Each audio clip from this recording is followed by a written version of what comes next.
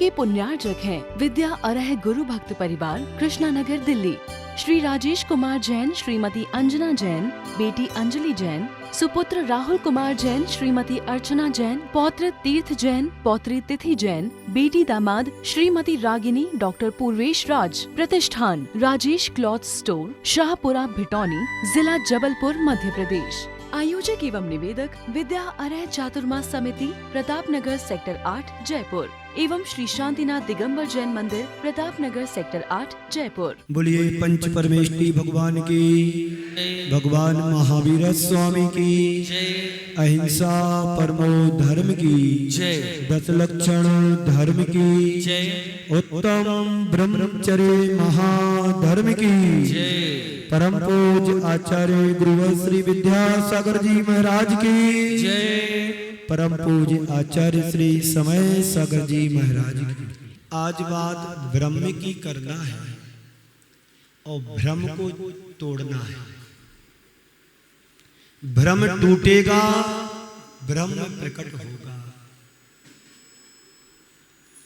अहम का विसर्जन, अरहम का उत्कर्ष। जब तक व्यक्ति के जीवन में भ्रम रहता है, तब तक वह ब्रह्म की उपासना कर नहीं सकता। बंधुओं, आज बात हमें ब्रह्मचर्य व्रत की करना है। वह ब्रह्मचर्य जिसके बिना कोई भी साधक अपने अंदर फलवती नहीं हो सकती, उसकी साधना। प्रत्येक साधना पद्धति में ब्रह्मचर्य को महत्वपूर्ण स्थान दिया गया है। चाहे जैनेतर समाज में हो या जैन समाज में हो, किसी भी धर्म में हो, ब्रह्मचर्य को जो स्थान दिया गया है वो बड़े महत्वपूर्ण की बात है। ब्रह्म का अर्थ होता है आत्मा। आत्मा की उपलब्धि के लिए किए जाने वाला आचरण का नाम ब्रह्मचर्य है। फिर से बोलो, सुना नहीं अभी? दोबारा कहता हूं, आत्मा की उपलब्धि के लिए किए जाने वाले आचरण को ब्रह्मचर्य हमारे आचार्यों ने कहा। वह ब्रह्मचर्य कहलाता है। और जो अपनी आत्मा के जितने नजदीक जाता है, वह उतना बड़ा ब्रह्मचारी भी कहलाता है। और आत्मा से जितना व्यक्ति दूर भागता है, उतना बड़ा ब्रह्मचारी कहलाता है। ब्रह्मचारी और ब्रह्मचारी में अंतर लेकर के हमें चलना है। जो आत्मा के जितने नजदीक होता है, वो उतना बड़ा ब्रह्मचारी कहा गया है। जो आत्मा से जितना दूर रहता है, उतना बड़ा ब्रह्मचारी होता है। और जिसे अपने आत्म ब्रह्म का ज्ञान हो जाता है, वही व्यक्ति भ्रम को तोड़कर ब्रह्मचारी बनता है। बंधुओं, ब्रह्मचर्य बहुत उच्च आध्यात्मिक साधना के बारे में कहा गया है। जब कभी भी ब्रह्मचर्य की बात आती है, तो उसका संबंध प्रायः यौनाचार से जुड़ जाता है। केवल यौन सदाचार तक सीमित नहीं है। यौन संयम मात्र ब्रह्मचर्य नहीं है। ब्रह्मचर्य का मतलब है विशुद्ध, आध्यात्मिक दृष्टि से संपन्न। बड़ी गहरी बात है। आप सोचते हैं ब्रह्मचर्य व्रत ले लो, कल्याण हो जाएगा। कभी नहीं होगा। हमारे अंदर विचारों में भी वो विशुद्धि आना चाहिए। तो ब्रह्मचर्य का पालन करना सार्थक है। ब्रह्म यानी आत्मा की ओर हमारी दृष्टि का मुड़ना, जो आत्मा से जितना नजदीक है वह उतना बड़ा ब्रह्मचारी है, और जो आत्मा से जितना दूर है उतना बड़ा ब्रह्मचारी है, अब ब्रह्मचारी है। मतलब आत्मा की निकटता और आत्मा और दूरी ही ब्रह्म और अब्रह्म का द्योतक है। मनुष्य को जब तक अपने ब्रह्म का ज्ञान नहीं होता है वह ब्रह्म में उलझता रहता है, और जिसे अपने ब्रह्म का ज्ञान हो जाता है वह अपनी प्रवृत्तियों को सीमित, संयमित और नियंत्रित करके अंतर्मुखी जीवन जीने लगता है। आचार्य कुंकुन देव ने कहा है, जह नाम को भी पुरुषो, समय सार में कहा है। कहाँ कहा है? आचार्य श्री हमेशा इन गाथाओं को गुनगुना रहते थे। जह नाम को भी पुरुषो रायायण जानी तोड़ सदी, तो तम अणुचरदि पुणो अथत्योपयतेणे, एवं ही जीव राया ना दब्बो तह सद्दे दब्बो, अणुचरि दब्बो यपरोसो चे विदु मोक्ष कामेण। बड़ा सुंदर प्रस्तुति आचार्य कुंकुन देव ने कहा है। जैसे कोई अर्थ का अभिलाषी, अर्थ समझते ना, अर्थ के बिना कोई अर्थ नहीं निकलता है। जहां अर्थ है वहां सब कुछ है, और जहां अर्थ नहीं सब व्यर्थ है। तो कोई अर्थ का अभिलाषी व्यक्ति राजा के पास जाता है इस भाव से कि मैं राजा की सेवा करूंगा, राजा की नौकरी चाकरी करूंगा और राजा के अनुकूल में आचरण करूंगा, तो राजा मुझे इस बदले में बहुत सारा धन देगा। जह नाम को भी पुरुषो रायाणम जान दूर सद्ददी, तो तम अणुचरदी पुणो अत्थियो। संत कहते हैं राजा की कृपा का पात्र बनकर कुछ धन पा सके, ऐसे ही यदि मोक्ष का अभिलाषी मोक्ष की कामना है तो अपने भीतर बैठे हुए राजा को जानो, पहचानो और उनका अनुसरण करो। मोक्ष की कामना है तो अपने भीतर के ब्रह्मचर्य को पहचानो, अपनी आत्मा को जानो, उस आत्म स्वरूप की पहचान करो, तो आप अपने जीवन में कुछ फलीभूत कर पाओगे, वरना हाथ मलते बंधुओं। आज के संदर्भ में 4 शब्द विलास और विनाश, विलास, विनाश, विकास और विराग। जहां पर विलास है वहां पर विनाश सुनिश्चित है, और जहां पर वैराग है वहां पर विराग भी सुनिश्चित है।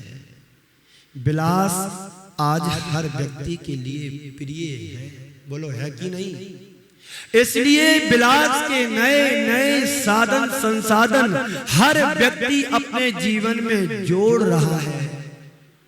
पुराने घर से काम नहीं चलता है तो नए पॉश एरिया में जाकर के अच्छा बड़ा ड्यूप्लेक्स की कल्पना करके खरीद लेता है। सामान्य से कपड़ों से काम नहीं चलता है तो ब्रांडेड शोरूम में जाकर के ब्रांडेड कपड़े लेकर के आता है। सामान दाल रोटी से काम नहीं चलाता है, कोई अच्छी लग्जरी होटल में जाकर के 500, 1000, 2000 रुपए देकर के खाना खा के आता है। ये व्यक्ति का विलास व्यक्ति के विनाश की ओर ले जाता है। संत कहते हैं यदि जीवन में कुछ करना है, पाना है, तो ब्रह्मचर्य की उपासना वही कर सकता है जिसके हृदय में वैराग्य की अनुभूति हो और वैराग्य का बीजारोपण हो गया हो, उसी का विकास हो सकता है। चेतन का विकास करो, विलास का विकास नहीं। चैतन्य मीन्स आत्मा। आत्मा के विकास की बात सोचो। विलास के दो रूप हैं, एक चैतन्य विलास और दूसरा भोग और विलास। नाम जाने पहचाने, भोग विलास तो सभी समझते हैं और आप लोग भोगी भी हो कि नहीं? बोलो हाँ तो बोलो, चुप क्यों हो गए हो? जहां बोलना हो वहां बोलते नहीं, वो जहां बोलने को मना कर तो वहां पर बंद नहीं होती। बड़ी समस्या है। चैतन्य विकास हो, भोग विलास नहीं। चैतन्य विलास का मतलब है अपनी आत्मा में रमना, अपनी आत्मा में रमण करना और आत्मा से आत्मा का बंधन करना, अपनी आत्मा में संतुष्ट होना, कामेच्छा को समाप्त कर डाला। जिसके अंदर कामनाएं, इच्छाएं शांत हो जाती हैं, वही चैतन्य विलास का अधिकारी होता है। बाकी सब भोग विलास में रत रहते हैं। आगे चलूं? क्योंकि 10:46 में बंद करना मेरे को, क्योंकि 10:01 पर मुझे माइक मिला है, तो 45 मिनट बोलने का अधिकार तो मेरा है। हाँ बोलो या ना? हाँ बोलते जाओ, अभी तो बोलना पड़ेगा कि 10 दिन का राज्य लिया है। हाँ देखो कितने होशियार हैं। तो जिसके अंदर सारी इच्छाएं तुरोहित हो जाती हैं, शांत हो जाती हैं, उसका नाम चैतन्य विलास है। और विलास का मतलब होता है आनंद, रस, तृप्ति, प्रसन्नता। आप लोग को आनंद आ रहा है कि नहीं? रस आ रहा कि नहीं? कौन सा रस? निंदा रस कि परमानंद? कौन सा रस चाहिए? आत्मा का आनंद और रस की अभिव्यक्ति तुम्हारे जीवन में होना चाहिए। तो आनंद होगा, संतुष्टि होगी, तृप्ति होगी और संतुष्टि होगी। होगी कि नहीं होगी? बोलो। तो तुम्हारे भीतर आनंद है। धर्म आनंद को छुड़ाने की बात नहीं करता है। धर्म और अध्यात्म मनुष्य के जीवन का सच्चा आनंद दिलाने की बात करता है। चैतन्य विलास स्वाश्रित होता है और भोग विलास पराश्रित होता है।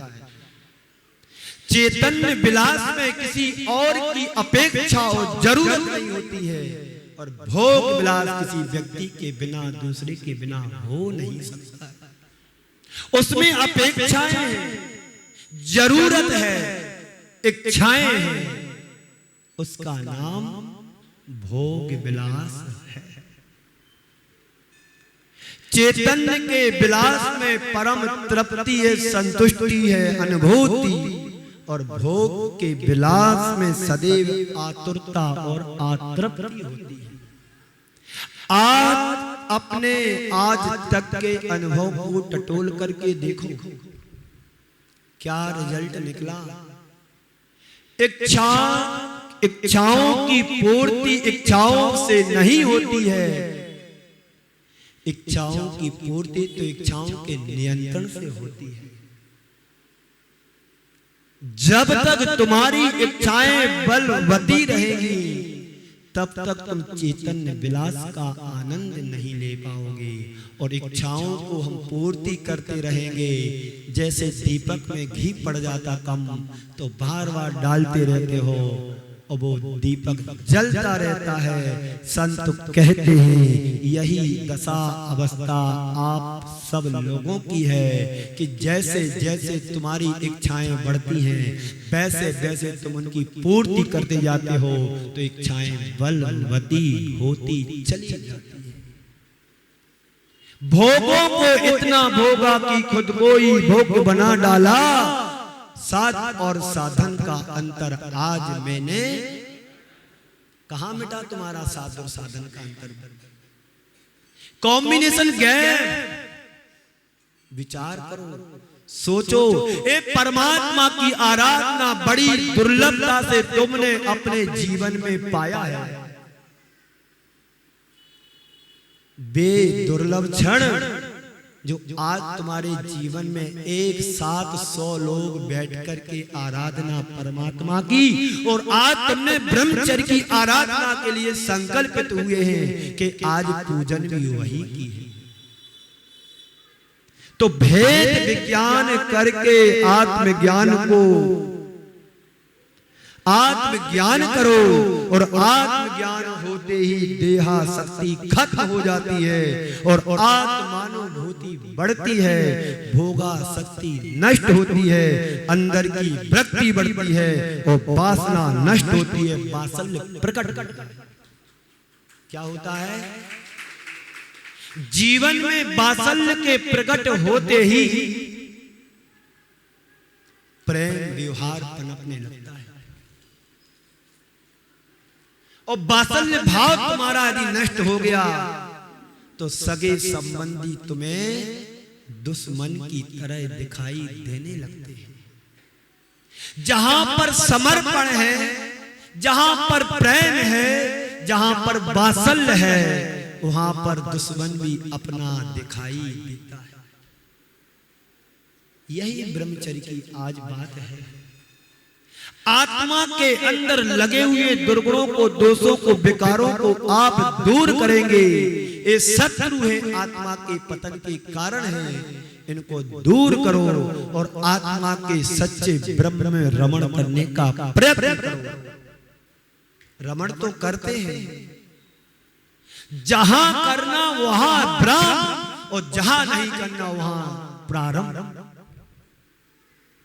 कैसे काम चलेगा?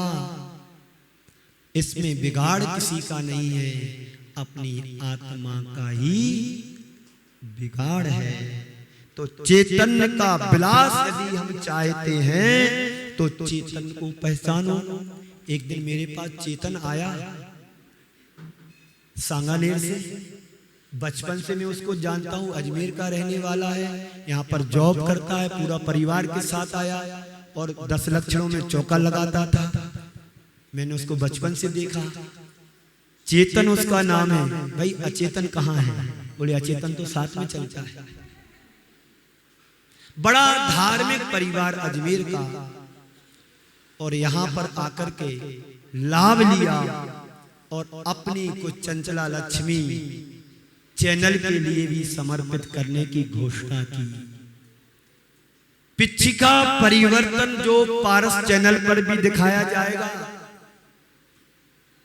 और आदिनाथ चैनल पे तो आता ही है, उसके लिए उसने अपनी स्वीकृति प्रदान की। महाराज से जो आपका आदेश आशीर्वाद में कमाता तो जिंदगी भर देना तो एक दिन है।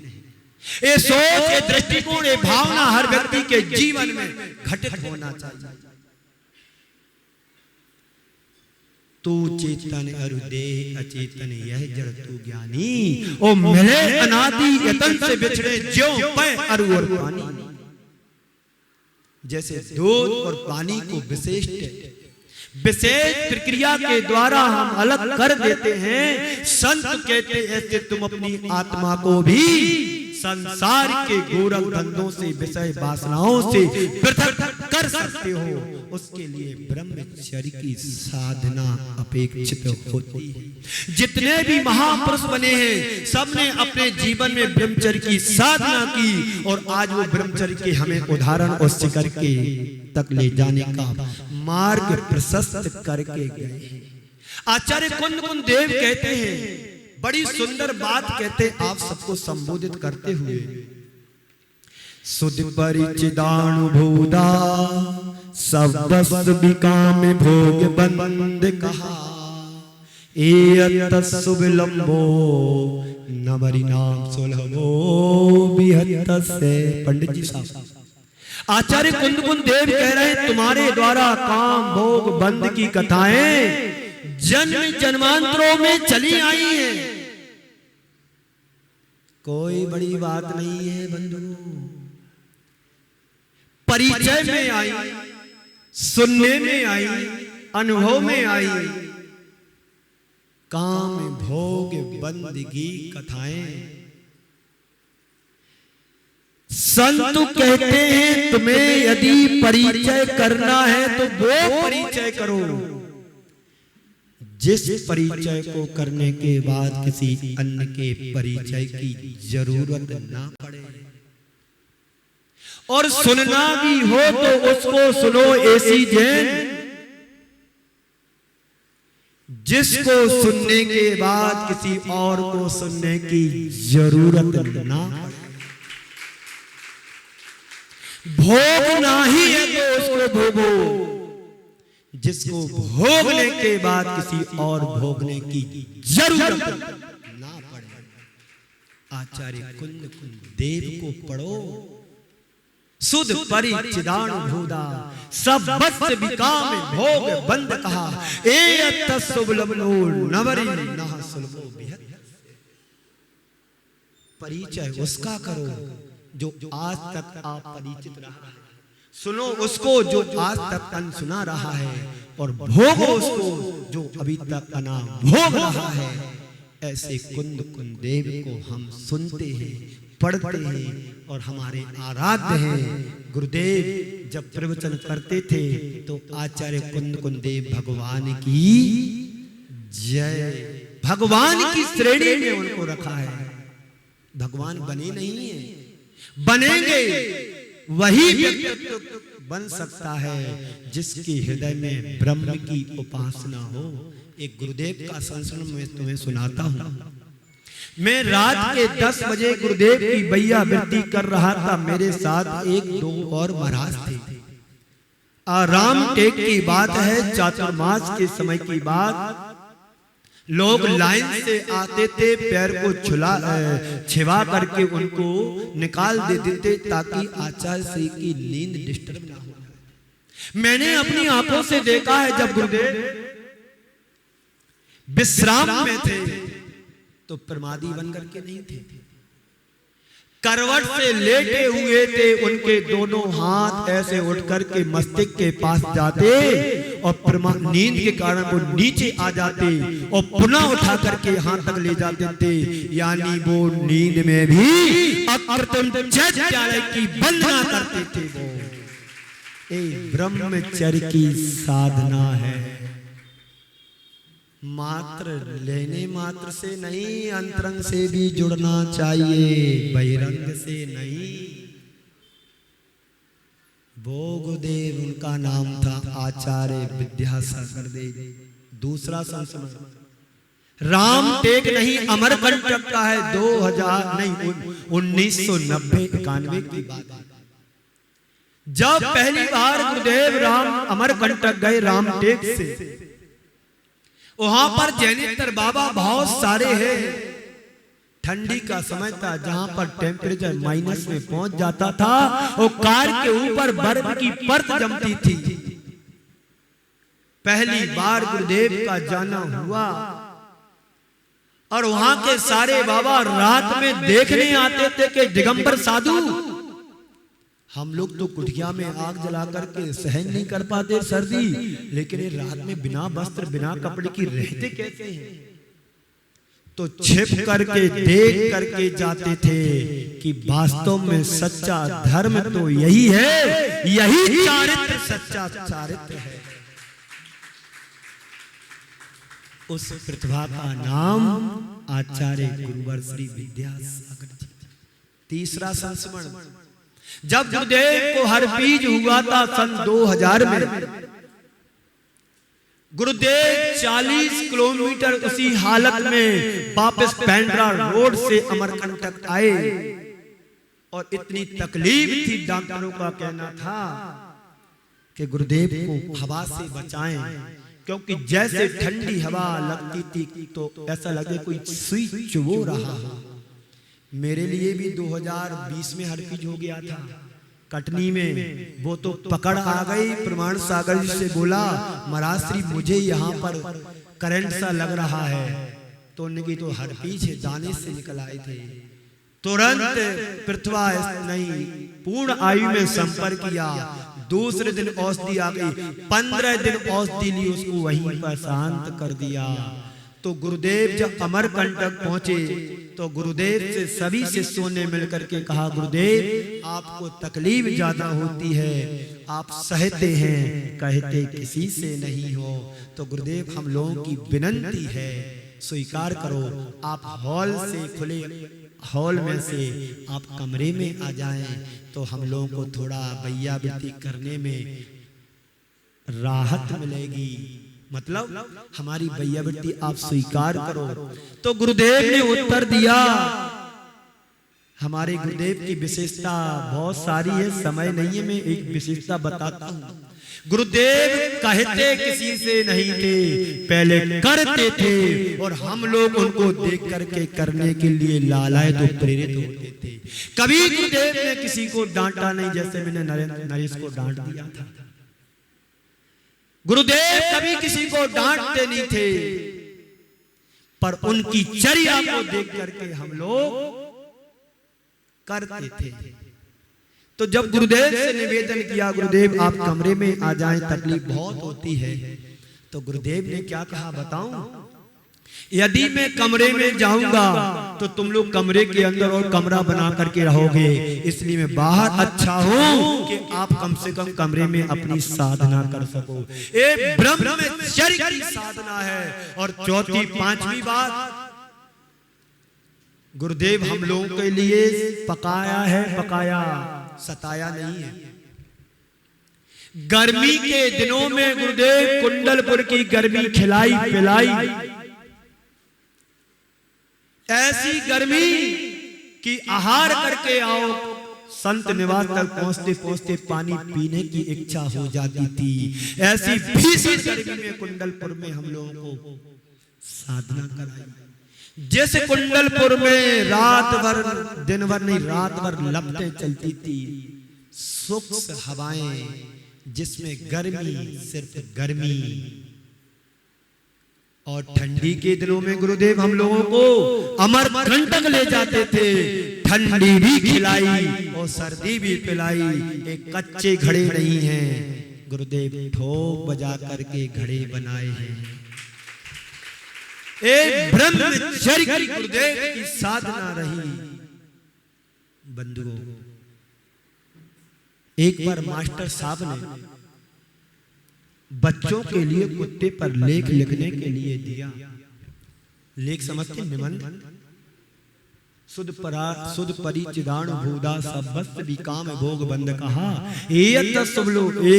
सुलभो नवरिना बिहत्तस्य। क्या कहा? एक बार गुरुजी ने बच्चों के लिए कुत्ते पर निबंध लिखने के लिए कहा। घर घर कुत्ते होंगे और लिखा रहता, सावधान। सभी बच्चे कुत्ते पर लेख लिख करके गए। गुरुजी ने सबकी लेख निबंध को पढ़ा, जांचा, बहुत अच्छा लगा, पर एक बात समझ में नहीं आई। एक विद्यार्थी से पूछा, मामला क्या है?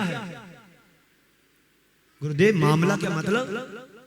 जैसा लेख तुम लिख करके लाए हो, आज से ठीक पिछले वर्ष सेम टू सेम ऐसा ही लेख तुम्हारा बड़ा भाई लिख करके लाया। मामला क्या है? तो विद्यार्थी कहता है, गुरुजी कुत्ता वही है तो लेख दूसरा कहां से आएगा? कुत्ता वही है तो लेख दूसरा कहां से आएगा? बंधुओं, संसार का प्रत्येक प्राणी पुनरावृत्ति कर रहा है। 4 संज्ञाओं पर हर भाव में महावीर कुमार जी लेख लिखते चले आ रहे हैं। नया कुछ भी नहीं है। संसार का प्रत्येक प्राणी इन्हीं 4 पर लेख लिख रहा है। आहार, भय, मैथुन और सुध परिचिदान भूदस सब्बस्त विकाम भोग बंद कहा, एयत सुलभो नवरि सुलभो बिहत्तस्य। चैतन्य के विलास को पहचानो और वीतरागता के विकास के लिए सुप्रयत्न करो। तुम्हारी आत्मा का पतन इसी के कारण हुआ है, भोग विलासता के कारण। तो विनाश हुआ है। लेकिन क्या करें, लोगों को आज रस नहीं आता है। आज पूरे विश्व को आध्यात्मिक क्रांति की जरूरत है और इसी से सब अपरिचित है। मैं प्रताप नगर में चातुर्मास कर रहा हूँ। मेरे पास हिमालय किस लेवल के लोग आती हैं, माताएं बहनें आती हैं जो 60 साल को पार कर रहे हैं। बच्चे भी हैं, बच्चियां भी हैं, युवा भी हैं, जवान भी हैं, लेकिन सब कैसे हैं? विनाश की कगार पर जाने की तैयारियां में हैं।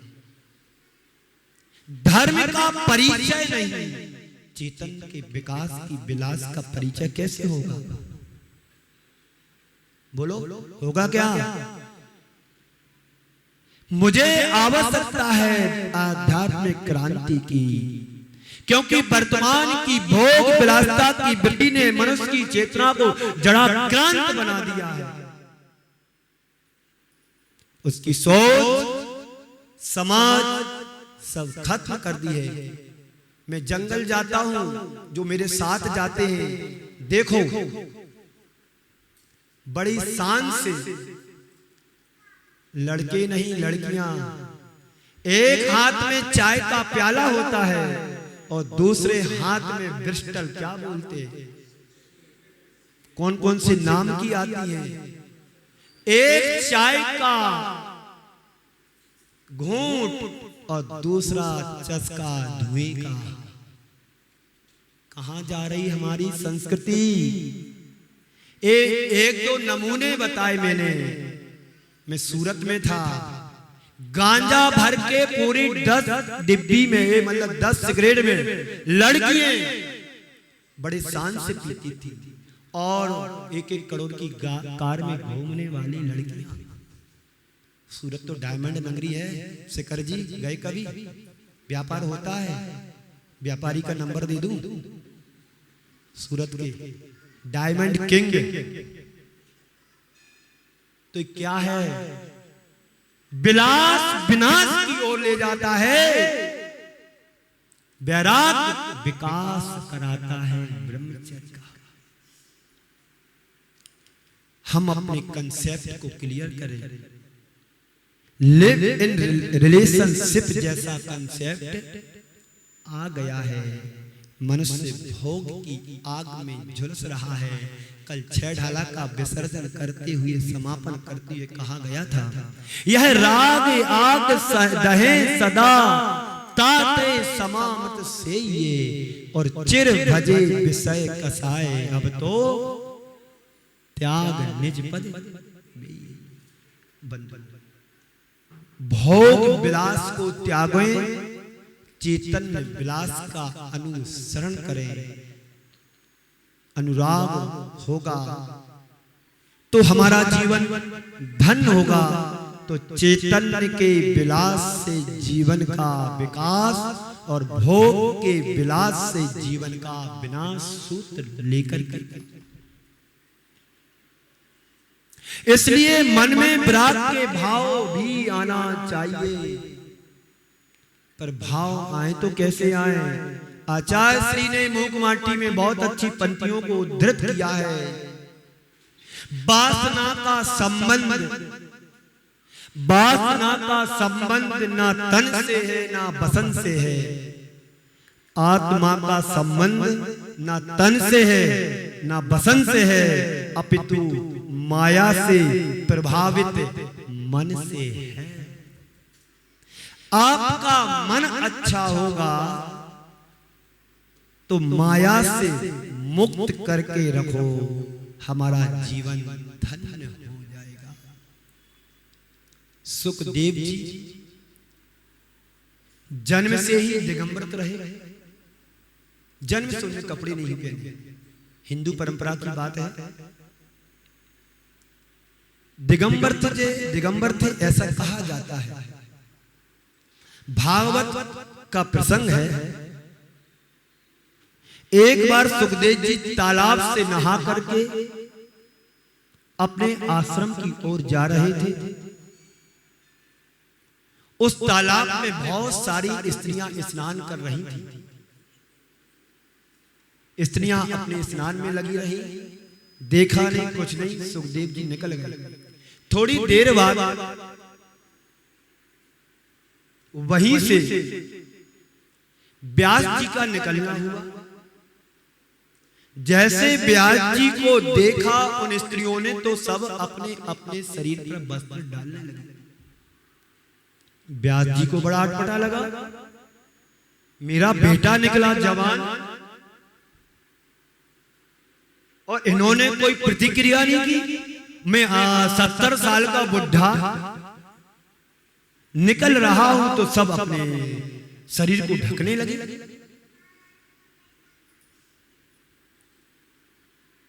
बात क्या है? उन स्त्रियों ने व्यास जी को जो बात कही वह बहुत मनन करने योग्य है। उन्होंने कहा, व्यास महाराज, सुखदेव जी कब आए और कब निकल गए मुझे पता ही नहीं पड़ा। क्यों? सुखदेव ने नजर उठा करके नहीं देखा। अपने रास्ते आए और अपने रास्ते गए, लेकिन आपने अपनी उपस्थिति का बोध करा दिया। हम तो इतना ही जानते हैं, जवान होने के बाद भी सुखदेव जी के मन में बुढ़ापा है और बूढ़े होने के बाद भी व्यास जी में जवानी भरी।